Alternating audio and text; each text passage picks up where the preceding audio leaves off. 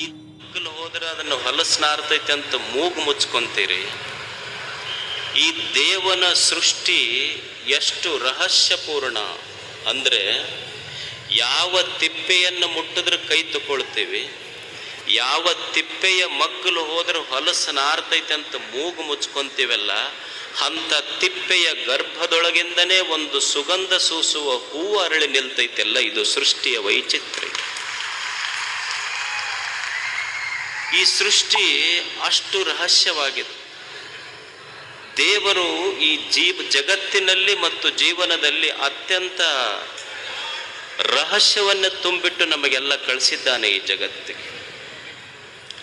ನೀವು ಮನುಷ್ಯನ ದೇಹವನ್ನೇ ತೆಗೆದುಕೊಳ್ಳಿ, ದೇವರು ಇದರಲ್ಲಿ ಎಂಥ ಅದ್ಭುತವಾದ ವೈಶಿಷ್ಟ್ಯವಾಗಿರುವಂಥ ರಹಸ್ಯ ಈ ದೇಹ ಮನ ಬುದ್ಧಿಗಳಲ್ಲಿ ಇಟ್ಟು ಕಳಿಸಿದ್ದಾನೆ ದೇವರು. ಈ ದೇಹ ಇದೆ. ನೀವೊಂದು ಮೋಟರ್ ಸೈಕಲ್ ತಗೊಂಡು ಹೋಗ್ತೀರ,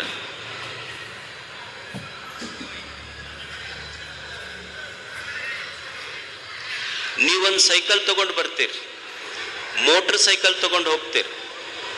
ಮೋಟರ್ ಸೈಕಲ್ ತಗೊಂಡು ಹೋಗುವಾಗ ಸುಮ್ಮನೆ ಒಂದು ಸಣ್ಣ ಮುಳ್ಳು ಚುಚ್ಚಿದ್ರೆ ನಿಮ್ಮ ಮೋಟರ್ ಸೈಕಲ್ ಟ್ಯೂಬ್ ಪಂಚರ್ ಆಗ್ತದೆ. ಏನು ಬಹಳ ದೊಡ್ಡದಿಲ್ಲ, ಒಂದು ಸಣ್ಣ ಮುಳ್ಳು ಚುಚ್ಚಿದ್ರೆ ತೂತು ಬೀಳ್ತೈತಲ್ಲ, ಒಂದು ಸಣ್ಣ ಮುಳ್ಳಿನ ತೂತು ಬಿದ್ದರೆ ಒಂದು ಮೋಟರ್ ಸೈಕಲ್ ಟ್ಯೂಬ್ ಪಂಚರ್ ಆಗ್ತೈತಿ. ಇದು ದೇಹ ಅನ್ನುವಂಥ ಒಂದು ತೊಗಲಿನ ಟ್ಯೂಬ್ ಇಟ್ಟು ಇದ್ರಾಗ 9 ರಂಧ್ರಗಳಿಟ್ಟು ಸಹಿತ ಇದನ್ನು ಪಂಚರ್ ಆಗಲಾರ್ದಂಗೆ ಇಟ್ಟಾನಲ್ಲ ದೇವರು. ಅವನ ವೈಶಿಷ್ಟ್ಯ ಎಂಥದ್ದು. ಈ ಸೃಷ್ಟಿ, ಈ ಜೀವನ, ಈ ದೇಹ, ಈ ಜಗತ್ತಿನ ಆಶ್ಚರ್ಯವೇ ಅಷ್ಟು. ಅಂದ್ರೆ ಈ ಜೀವನ ಮತ್ತು ಜಗತ್ತಿನ ಆಳವನ್ನು ಅಳಿಲಿಕ್ಕಾಗಿಲ್ಲ. ಜಗತ್ತು ಗೊತ್ತಾಗಿಲ್ಲ, ಜೀವನವೂ ಗೊತ್ತಾಗಿಲ್ಲ. ಈ ದೇಹದ ಆಳದಲ್ಲಿರುವ ಮನ ಬುದ್ಧಿ ಎಷ್ಟು ವೈಶಾಲ್ಯವಾಗಿರುವಂಥದ್ದು. ಇದನ್ನ ಅರಿಬೇಕಲ್ಲ ಮನುಷ್ಯ. ಅರಿಲಿಕ್ಕೆ ಇದೊಂದು ಆಯುಷ್ಯ ಬಹಳ ಚಿಕ್ಕದು. ಎಲ್ಲವನ್ನು ಅರಿತೇ ತಿಳಿದೇ ಬದುಕ್ತೀವಂತ ನಮಗೆ ಈ ಜಗತ್ತಿನಲ್ಲಿ ಇಲ್ಲ. ಇದನ್ನ ಅರಿಬೇಕಾದ್ರೆ ಏನು ಮಾಡಬೇಕು, ತಿಳಿಬೇಕಾದ್ರೆ ಏನು ಮಾಡಬೇಕು? ನಮಗೆಲ್ಲರಿಗೆ ಅಪೇಕ್ಷೆ ಇದೆಯಲ್ಲ ಈ ಜೀವನ. ಯಾಕೆ ಭಗವಂತ ನಮಗೊಂದು ಜೀವನವನ್ನು ಕೊಟ್ಟಿದ್ದಾನೆ? ಯಾಕೆ ನಮಗೂ ಹುಟ್ಟಾತು? ಹುಟ್ಟಾದ ಮೇಲೆ ಮತ್ತೆ ಯಾಕೆ ಸಾವು ಬರ್ತದೆ? ಈ ಹುಟ್ಟು ಸಾವುಗಳ ಮಧ್ಯದಲ್ಲಿ ನಾ ಏನು ಮಾಡಬೇಕು ಅನ್ನುವುದು ನಮಗೆ ಯಾರಿಗೆ ತಿಳಿದಿಲ್ಲ. ನಾಳೆಯ ಗರ್ಭದೊಳಗೆ ಏನಿದೆ ಅನ್ನೋದು ನಮಗೆ ಯಾರಿಗೆ ಅರ್ಥ ಆಗಿಲ್ಲ. ಈ ಜೀವನದ ರಹಸ್ಯವನ್ನು ತಿಳಿಸಿಕೊಡೋ ಒಬ್ಬ ಬೇಕಲ್ಲ. ಈಗ ನೀವೊಂದು ಕಾಡಿನೊಳಗೆ ಹೋಗ್ತೀರಿ, ಕಾಡಿನೊಳಗೆ ಹೋದಾಗ ನಿಮಗೆ ದಾರಿ ಗೊತ್ತಾಗೋದಿಲ್ಲ. ಯಾಕಡೆ ಹೋಗಬೇಕು, ದಾರಿ ಎಲ್ಲಿದೆ, ಊರಿಗೆ ಬಂದಿದ್ದೆಲ್ಲಿ, ನಾ ಎಲ್ಲಿಗೆ ಹೋಗಬೇಕು ಅನ್ನುವ ದಾರಿ ಗೊತ್ತಾಗೋದಿಲ್ಲ. ಒಂದು ದಟ್ಟ ಅರಣ್ಯ ಇರ್ತದೆ. ಅವಾಗ ನೀವೇನು ಮಾಡ್ತೀರಿ ಅಂದ್ರೆ, ದಾರಿ ಗೊತ್ತಾಗಲಿಲ್ಲ ಅಂದ್ರೆ ದಾರಿ ತೋರ್ಸೋದು ಬೇಕಲ್ಲ. ಒಂದು ದಾರಿ ತೋರಿಸಬೇಕಾಗಿತ್ತಂದ್ರೆ ನೀವು ಮೊಬೈಲ್ ಓಪನ್ ಮಾಡಿ ಗೂಗಲ್ ಅರ್ತ್ ತೆಗಿತೀರಿ. ಅಂದ್ರೆ ನಿಮಗೆ ಗೂಗಲ್ ಅರ್ತ್ ಏನು ಮಾಡ್ತದೆ, ನೀವು ಎಷ್ಟೇ ದಟ್ಟ ಅರಣ್ಯದಲ್ಲಿದ್ದರೂ ಸಹಿತ ನಿಮಗೆ ಗೂಗಲ್ ಅರ್ತ್ ನಿಮಗೆ ಎಲ್ಲಿ ಹೋಗಬೇಕನ್ನುವ ದಾರಿ ತೋರಿಸ್ತದೆ. ಹಾಗೆ ಈ ವಿಶ್ವ ಇದೊಂದು ದಾರಿ ಕಾಣದ ಭವಾರಣ್ಯ, ಇದೊಂದು ದಟ್ಟ ಅರಣ್ಯ. ಇದು ಈ ದಟ್ಟ ಅರಣ್ಯದಲ್ಲಿ ಬದುಕಿನ ದಾರಿಯೇ ತೋಚದೆ ಇರುವಾಗ ಸಮಾಜಕ್ಕೊಂದು ದಾರಿ ದೀಪವಾಗಿ ನಿಂತ ಗೂಗಲ್ ಅರ್ತ್ ಅಂದ್ರೆ ಗುರುಗಳವರೆಲ್ಲ. ಅವರು ಗುರುಗಳವರು.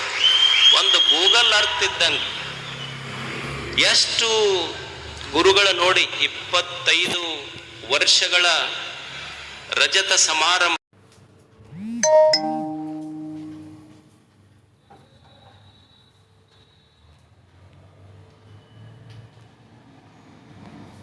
ಎಷ್ಟು ಬಸ್ ನಿಂತಾವ. ಅವ್ರ ಬಸ್ ನೋಡೇ ಗಾಬರಿ. ಅದೆಲ್ಲ ಕರ್ನಾಟಕದ ಬಸ್ ಚಿತ್ರದುರ್ಗಕ್ಕೆ ಬಂದಂಗಾಗೈತಿ ಇವತ್ತು.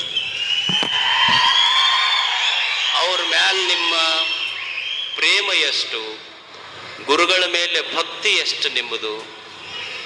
ಮತ್ತು ಇಂಥ ಶಿಷ್ಯರು ಸಿಗುವುದು ಕಷ್ಟ. ಗುರುಗಳಿಗೆ ಸಿಗ್ತಾರಿಲ್ಲಂತಲ್ಲ. ಅವ್ರು ಬಂದು ನಮಸ್ಕಾರ ಮಾಡಿದಾಗ ನಾವು ಅವ್ರಿಗೆ ಕಲಸಕ್ರಿ ಕೊಟ್ಟಿವಿ ಅಂದ್ರೆ, ನಾವು ಕೊಟ್ಟ ಕಲಸಕ್ರಿನ ಎಣಿಸಿ ಓಸಿ ನಂಬರ್ ಹಚ್ಚಿ ಹೋಗುವ ಶಿಷ್ಯರು ಇರ್ತಾರೆ. ಇಲ್ಲ ಅಂತಲ್ಲ ನಾ ಹೇಳೋದು. ಆದ್ರೆ ಗುರುಗಳ ಮೇಲೆ ನಿಮ್ದೆಷ್ಟು ಶ್ರದ್ಧೆ. ಅವರ 25 ವರ್ಷಗಳ ರಜತ ಮಹೋತ್ಸವದ ಒಂದು ಸಮಾರಂಭವನ್ನು ತಾವು ಆಚರಣೆ ಮಾಡ್ತಾ ಇದ್ರಿ. ಮತ್ತು ಗುರುಗಳು ಸಹಿತ ಅಷ್ಟೇ ಇಡೀ ಕನ್ನಡ ನಾಡಿನ ತುಂಬ ಅಡ್ಡಾಡಿ ಸಮಾಜವನ್ನು ಮೇಲೆತ್ತಬೇಕು, ಸಮಾಜದ ಮಕ್ಕಳನ್ನು ಓದಿಸಬೇಕು ಅನ್ನುವಂಥ ಅಚಲ ನಿಷ್ಠೆ ಗುರುಗಳಲ್ಲಿ. ಈಗೊಂದು ಆಕಳಿರ್ತದೆ ನೋಡಿ, ನೀವು ಮನ್ಯಾಗ ನೀವು ಫಿಲ್ಟರ್ ನೀರು ಕುಡಿಲಿಲ್ಲ ಅಂದ್ರೆ ನಿಮಗೆ ಇನ್ಫೆಕ್ಷನ್ ಆಗ್ತದೆ, ಕೆಮ್ಮು ಬರ್ತೈತಿ, ನೆಗಡಿ ಬರ್ತೈತಿ, ಜ್ವರ ಬರ್ತಾವ.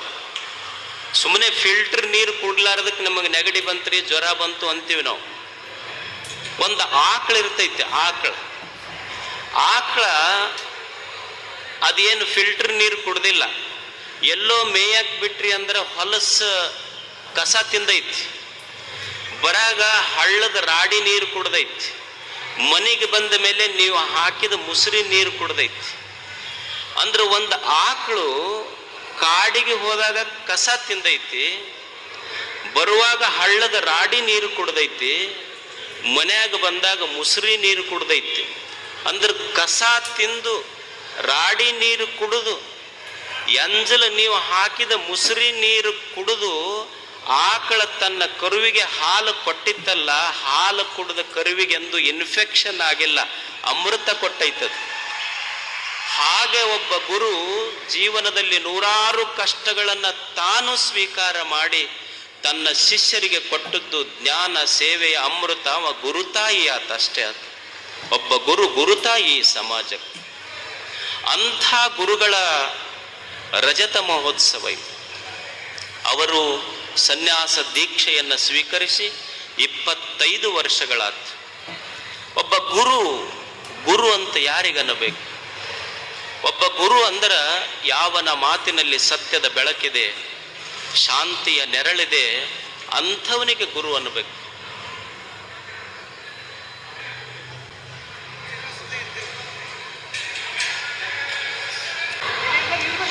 ಯಾರ ಮಾತಿನಲ್ಲಿ ಸತ್ಯದ ಬೆಳಕಿದೆ, ಶಾಂತಿಯ ನೆರಳಿದೆ, ಅಂಥವರಿಗೆ ಗುರುಗಳನ್ನಬೇಕು. ಮತ್ತು ಯಾವ ಪುಣ್ಯ ಪುರುಷನ ಸಾನ್ನಿಧ್ಯದಲ್ಲಿ ನಾನು ಕೂಡುವುದರಿಂದ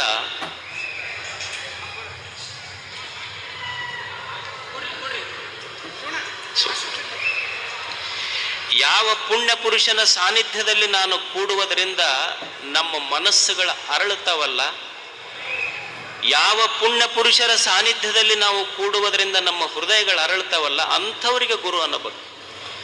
ಈಗ ನೀವು ನೋಡ್ರಿ, ಇಷ್ಟು ಜನ ಗುರುಗಳು ಕುಂತಾರ, ಮತ್ತು ಇಷ್ಟು ಜನ ಸೇರಿರಿ, ಎಷ್ಟು ಶಾಂತ ಕುಂತೀರಿ ನೀವೆಲ್ಲ. ಇಲ್ಲಿ ನಿಮ್ಮ ಸಾಹೇಬ್ರಿಗೆ ಕೇಳ್ರಿ, ಅವರು ವಿಧಾನಸೌಧದಾಗ ಬರೀ 200 ಮಂದಿ ಇರ್ತಾರೆ, ಎಷ್ಟು ಗದ್ದಲ ಮಾಡ್ತಾರ ಅವ್ರು. ನೀವು ಎಷ್ಟು 1000 ಜನ ಕುಂತರು ಸಹಿತ ಎಷ್ಟು ಶಾಂತ ಕುಂತೀರಲ್ಲ. ಇದು ನಿಜವಾದ ಭಾರತ, ಇದು ಭಾರತ. ಇದು ಗುರುಗಳ ಸಾನ್ನಿಧ್ಯದಲ್ಲಿ ಒಬ್ಬ ಟೆನಿಸನ್ ಕವಿ ಇರ್ತಾನೆ. ಒಬ್ಬ ಟೆನಿಸನ್ ಅಂತ ಒಬ್ಬ ಕವಿ, ಅವ ಹೇಳ್ತಾನೆ, ಒಬ್ಬ ಗುರುವಿನ ಸಾನ್ನಿಧ್ಯದಲ್ಲಿ ಒಬ್ಬ ಶಿಷ್ಯ ಹೇಗಿರ್ತಾನೆ.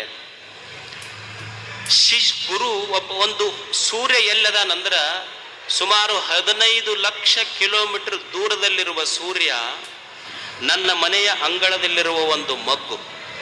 ನಾನಾ ನೀರು ಹಾಕಿ ಬೆಳೆಸಿನಂತ ತಿಳ್ಕೊಂಡು ಒಂದು ಮಗ್ಗನ್ನು ನೀವು ಅರಳಿಸ್ಲಿಕ್ಕೆ ಹೋರಿ, ಮಗ್ಗು ಅರಳುವುದಿಲ್ಲದು. ಪಕ್ಕಳೆಗಳು ಉದುರು ಬೀಳುತ್ತವೆ ಹೊರತು ಮಗ್ಗು ಹೂವಾಗುವುದಿಲ್ಲ. ಮಗ್ಗಿಗೆ ನಾನಾ ನೀರು ಹಾಕಿ ಬೆಳೆಸಿ ನೀ ಬಳ್ಳಿಗಂತ ತಿಳ್ಕೊಂಡು ನೀವು ಬೆಳೆಸಕ್ಕೆ ಹೋದ್ರೆ ಬರುವುದಿಲ್ಲ ಅದು. ಮೊಗ್ಗೆ ಹೂವಾಗಿ ಅರಳುವುದಿಲ್ಲ, ಮೊಗ್ಗೆಯ ಪಕ್ಕಳೆಗಳು ಉದುರುತ್ತವೆ ಹೊರತು ಮಗ್ಗೆ ಹೂವಾಗುವುದಿಲ್ಲ. ಆದರೆ ಎಲ್ಲೋ 15 ಲಕ್ಷ ಕಿಲೋಮೀಟರ್ ದೂರದಲ್ಲಿರುವ ಸೂರ್ಯನ ಒಂದು ಸಣ್ಣ ಕಿರಣ ಆ ಮೊಗ್ಗಿನ ಮೇಲೆ ಬಿದ್ದರೆ ಸಾಕು. ಸೂರ್ಯ ಮೊಗ್ಗೆಯನ್ನು ಮುಟ್ಟಿಲ್ಲ, ಆದರೆ ಮೊಗ್ಗೆ ಹೂವಾಗಿ ಅರಳುವುದನ್ನು ಬಿಟ್ಟಿಲ್ಲ. ಇದು ಸೂರ್ಯನಿಗೂ ಮೊಗ್ಗೆಗೂ ಇರುವ ಸಂಬಂಧ, ಇದು ಗುರು ಮತ್ತು ಶಿಷ್ಯನಿಗೆ ಇರುವ ಸಂಬಂಧ ಇದೆ. ಎಲ್ಲೋ ದುರ್ಗದಲ್ಲಿರುವ ಗುರುಗಳು, ಎಲ್ಲೋ ಕನ್ನಡದ ಮೂಲೆ ಮೂಲೆಯಲ್ಲಿರುವ ಶಿಷ್ಯರು, ಅವರ ಮಾತು, ಅವರ ಸಾನ್ನಿಧ್ಯ ನಿಮಗೆಲ್ಲ ಅಷ್ಟು ಸಂತೋಷ. ನೋಡಿ, ಇಷ್ಟೆಲ್ಲ ಗುರುಗಳ ಸಾನ್ನಿಧ್ಯದಲ್ಲಿ ನೀವು ಕುಂತೀರಲ್ಲ, ಎಷ್ಟು ತಣ್ಣಗೆ ಕುಂತೀರಿ. ಅಂದ್ರೆ ಯಾರ ಸಾನ್ನಿಧ್ಯದಲ್ಲಿ ನಾನು ಕೂಡುವುದರಿಂದ ನಮ್ಮ ಮನಸ್ಸು ತಣ್ಣಗಿರ್ತೈತಿ, ಅವರೇ ಗುರುಗಳು. ಗುರುಗಳಂದ್ರೆ ಮತ್ತೇನಲ್ಲ, ಯಾರ ಹತ್ತಿರ ಕೂಡುವುದರಿಂದ ನಮ್ಮ ಮನಸ್ಸು ತಣ್ಣಗಿರ್ತೈತಲ್ಲ, ಅವ್ರ ಗುರುಗಳು. ನೀವು ಗುರುಗಳ ಹತ್ತಿರ ಕುಂತೀರಿ, ಇಷ್ಟು ತಣ್ಣಗೈತೆ ಮನಸ್ಸು. ನೀವು ಅದ ನಿಮ್ಮ ಮನ್ಯಾನವ್ರ ಮಗ್ಗಲ್ ಕುಂದರ್ ಇಷ್ಟು ತಣ್ಣಗಿರ್ತೈತೆ ಅನ್ನೋ ಮನಸ್ಸು ತಾಪ ಏರಕ್ಕೆ ಶುರು ಮಾಡ್ತೈತೆ ಮನ್ಯಾಗ. ಏನಾರ ಜಗಳ ತೆಗಿಬೇಕು ಅನಿಸ್ತೈತಿ. ಮನ್ಯಾಗ ಊಟಕ್ಕೆ ಕುಂತಿದ್ದ, ಅವ್ರ ಮನೆಯವ್ರು ಎದುರು ನೀಡಾಕತ್ತಿದ್ರು, ಹಿಂಗೆ ಜಾಡಿಸಿ ತಾಟ್ ಒಗದ ಗಂಡ. ಎದಕ್ಕಂತ ಕೇಳಿದ್ರೆ ಅವ್ರ ಹೆಣ್ಮಕ್ಳು, ಏನಿದು ಒಂದ ದಿವಸ ಉಂಡಿದ್ದ ರಗಡಾಗೈತಿ, ಇದು ಒಟ್ಟ ಒಂದ ರುಚಿ, ನನಗೆ ಬೇಸರಾಗಿ ಹೋಗೈತಿದ್ದು, ನಿನಗೆ ಮಾಡಾಕ ಬರೋದಿಲ್ಲ ಅಡಿಗೆ ಅಂತ ತಾಟ್ ಒಗದ. ಆಕಿ ಯಾಕೆ ಹೋಗಿತ್ತು ಹಿಂಗೆ ತಾಟ್ ಅಂತ ಕೇಳಿದ್. ಏನ್ ನಿನ್ನ ಕೈಯನ್ನ ಅಡಿಗೆ ಉಂಡಿನಲ್ಲ, ಬರೇ ಒಂದ ರುಚಿ, ಇನ್ಮೇಲೆ ನನಗೆ ಉಣ್ಣಕ್ಕಾಗೋದಿಲ್ಲ ಅಂತಂದ. ಅವಾಗ ಆಕಿ ಮಸ್ತ್ ಬಳಿ ಏರಿಸಿ ಒಂದು ಕಪಾಳಕ್ಕೆ ಕೊಟ್ಲು. ಅಲ್ಲ, ನನ್ನ ಕೈಯಂದು ಒಂದ ರುಚಿ ಅಂತ ತಿಂದು ಒಗದು ಬರ್ತಿ, ದಿವಸ ಅಂಗಡಿಗೆ ಹೋಗಿ ರಾತ್ರಿ ಕುಡ್ದು ಬರ್ತಿ, ಎಲ್ಲ ಒಂದ ರುಚಿ ಅಂತ ಒಮ್ಮೆರೆ ಬಾಟ್ಲಿ ಒಗದು ಬಂದಿ ಎನ್ನಿ, ಇದು ಒಗದಂಗ ಅದು ಒಗಿಬೇಕಿತ್ತು ನೋಡೋಣ, ಅದು ಆದ್ರೆ ಕಂಠ ಪೂರ್ತಿ ಕುಡ್ದು ಬರ್ತೀಯಲ್ಲ, ನೀ ಪತಿ ಅಲ್ಲ, ನೀನು ಕಿತಾಪತಿ, ನೀನು ಕುಡ್ದು ಚಾಪತಿ ಆದಂಗ ಆಗೈತಿ, ಇನ್ನೊಂದ್ ದಿವ್ಸಕ್ಕೆ ನಾಪತ್ತೆನೆ ಅಕ್ಕಿ ನೀನು ಅಂತ ಹೇಳದ್ಲ. ಅಂದ್ರ ಮನ್ಯಾಗಿದ್ರೆ ಇಷ್ಟು ಸಮಾಧಾನ ಇರ್ತೈತೇನೆ ಹೇಳ್ರಿ ಮನಸ್ಸ. ಅಂದ್ರೆ ಯಾರ ಸಾನ್ನಿಧ್ಯದಲ್ಲಿ ಕೂಡುವುದರಿಂದ ನಮ್ಮ ಮನಸ್ಸು ಅರಳುತ್ತವಲ್ಲ, ಅವರು ಗುರುಗಳಷ್ಟೆ. ಅಂಥ ಮಹಾನ್ ಗುರುಗಳ 25 ವರ್ಷಗಳ ರಜತ ಸಮಾರಂಭ. ಒಬ್ಬ ಗುರು ಹೇಗಿರಬೇಕು ಅನ್ನುವುದಕ್ಕೆ ಒಬ್ಬ ಕವಿ, ಒಬ್ಬ ದಾರ್ಶನಿಕ ಒಂದು ವಿಮರ್ಶೆ ಮಾಡುತ್ತಾನೆ. ಒಬ್ಬ ಗುರು ಹೇಗಿರಬೇಕು, ಗುರುವಿನ ಸಂಬಂಧ ಸಮಾಜಕ್ಕೆ ಹೇಗಿರಬೇಕು, ಶಿಷ್ಯ ಹೇಗಿರಬೇಕು, ಗುರುವಿನ ಜವಾಬ್ದಾರಿ ಏನು, ಅವನ ಕರ್ತವ್ಯಗಳೇನು. ಒಬ್ಬ ವಿಮರ್ಶಕ, ಒಬ್ಬ ದಾರ್ಶನಿಕ ಹೇಳ್ತಾನೆ, ಗುರು ಹೆಂಗಿರ್ತಾನೆ, ಶಾಂತೋ ಮಹಾಂತೋ ನಿವಸಂತಿ ಸಂತಹ ವಸಂತವತ್ ಲೋಕ ಹಿತಶ್ಚರಂತಹ ತೀರ್ಣಾಹ ಸ್ವಯಂ ಭೀಮ ಭವಾರ್ಣವಾನ್ ಜನಾನ್ ಅಹೇತುನ ಅನ್ಯೇ ನಾಪಿ ತಾರಯಂತಹ. ಒಬ್ಬ ಗುರು ಹೆಂಗಿರ್ಬೇಕು ಅಂದ್ರೆ ಅವ ಶಾಂತವಾಗಿರ್ಬೇಕು, ಶಾಂತವಾಗಿರ್ಬೇಕು. ಈ ಸಮಾಜ ಅಂದಮೇಲೆ ಒಮ್ಮೆ ಹೊಗಳವ್ರು ಇರ್ತಾರ, ಒಮ್ಮೆ ತೆಗಳವ್ರು ಇರ್ತಾರ, ಒಮ್ಮೆ ಕಷ್ಟ ಬರ್ತವೆ, ಒಮ್ಮೆ ಸುಖಗಳು ಬರ್ತವೆ, ಒಮ್ಮೆ ಪರಿಸ್ಥಿತಿಗಳು ನಮಗೆ ಅನುಕೂಲ ಇರ್ತಾವ.